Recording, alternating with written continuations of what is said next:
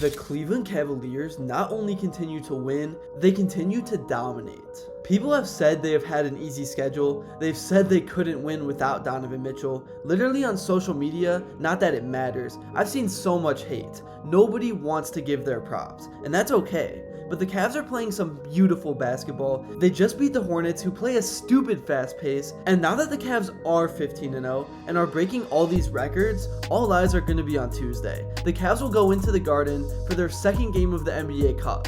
It really doesn't get much better than this. I'm going to break down this game in a bit, but going back to Charlotte, this really was a track meet. And this might be a crazy take, but I don't think I've ever seen a more selfish player than LaMelo Ball. I know he's the reason the Hornets offense got going, and their offense needs to run through him, but in the fourth quarter, he was taking some ridiculously deep shots. It even had Brad Daugherty laughing. The Cavs were really spreading the ball around offensively.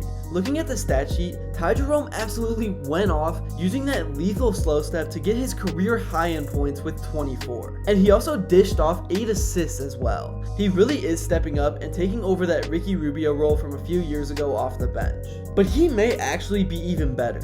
He just never tries to do too much, and he's ultra efficient from the field. Him and Caris really are the two players that have stepped up and made this team super deep. And then even Isaac Okoro was a beast. He unfortunately had to leave the game with an injury, but in the 13 minutes he played, he scored 6 points and was super aggressive in the paint. Even with the injuries to Strus, Wade, and Okoro, and Donovan resting, Kenny Atkinson still found a way to not overuse anyone. Mobley led the team in minutes with 34. He had Craig Porter Jr. play 21. And he was actually solid. He stuffed the stat sheet with 7, 4, and 2, and he also had 2 steals. And then Darius Garland and Jarrett Allen were the anchors that held down the fort, with Mitchell taking time off. Garland had 25 and 12, and he had some dazzling, no-look passes that completely put the Hornets defense out of sorts. I really love how much of a finisher Allen has become. He'll often start out in the corner, the Cavs will run their set, and he will just cut in and end up finishing a play.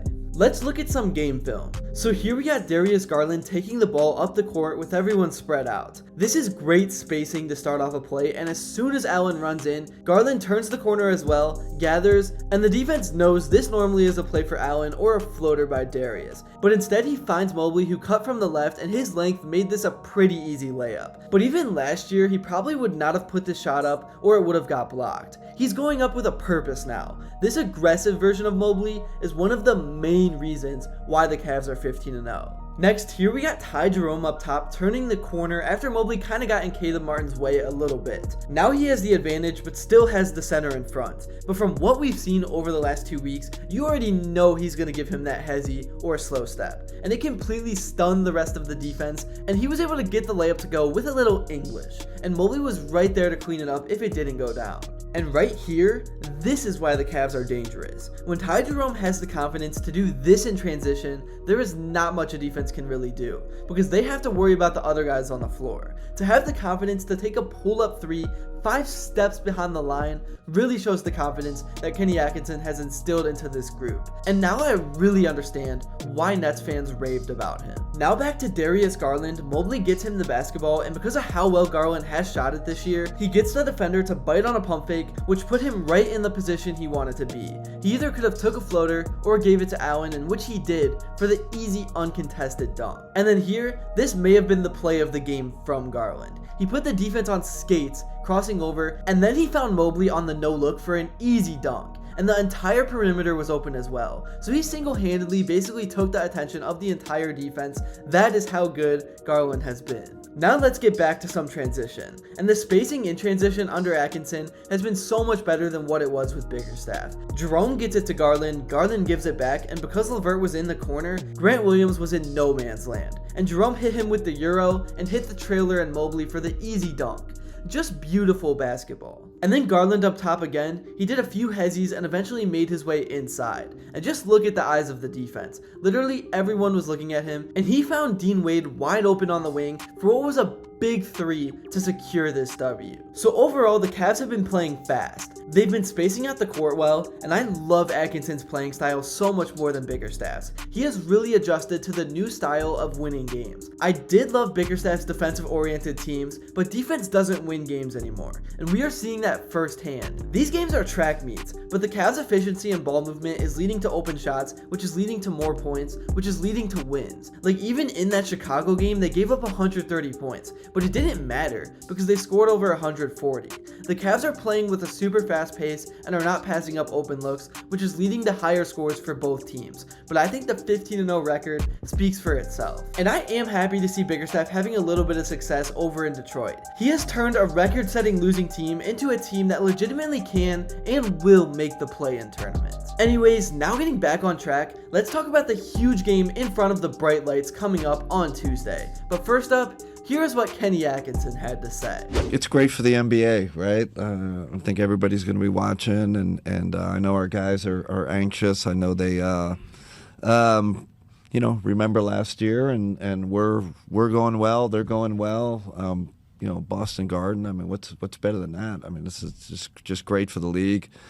Great for our franchise. We're excited about it. The Cavs really just need to play relaxed. They need to do what they've been doing. I really hope they win this game. It would be quite the statement. But even if they lose, there is no reason to overreact. I mean, at some point in this sport, you're gonna lose a game. What the Cavs have been doing is already incredible enough. But again, if there was a game I would want to win, it is this one. As a fan, I hate Boston. I hate how cocky their fans are, but either way, it's going to be one heck of a showdown. The Cavs are now one of only 4 teams to start out a season 14-0. But outside of Golden State, they've probably been the most dominant team to do it. There really have only been 2 or 3 games that have been close. The rest have been blowouts, including last night against the Hornets. Here is what some of the guys had to say in their post-game interviews. The 2-3 definitely slowed him down from all their driving opportunities and just getting us in rotation a lot. So I'll definitely put it on the zone for sure, saving us.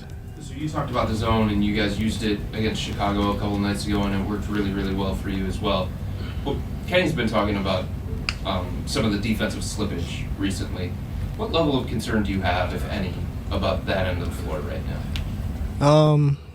I mean, that's our moneymaker, so we definitely have some thoughts about it a lot. We definitely have to just up our intensity a lot more, especially on the ball, just trying to pressure them and try to do something different than getting into their sets. So, we've been talking about it for a couple of days now, and going into Tuesday, we know that it's going to have to pick up a lot, and that's why we got tomorrow and morning of Tuesday to get it right. On the offensive and defensive end, I feel like we're a great tandem.